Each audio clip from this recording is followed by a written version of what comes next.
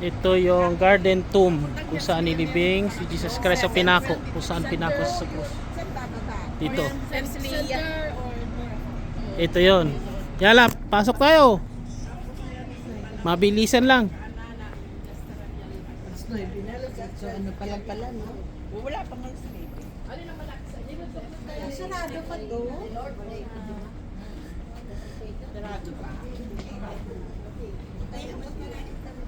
Eli, ano, oras bang bukas dyan?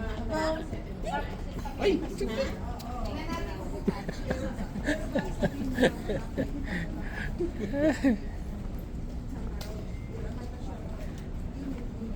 Papasok na kami sa garden tomb.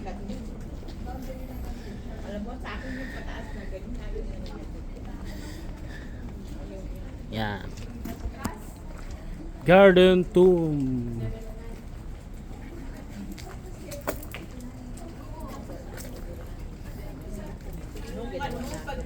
Pagkatawag dito, Ayan, garden tomb.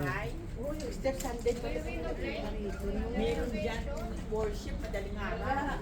Ayan, garden tomb. Thank you to help garden tomb clean. Okay.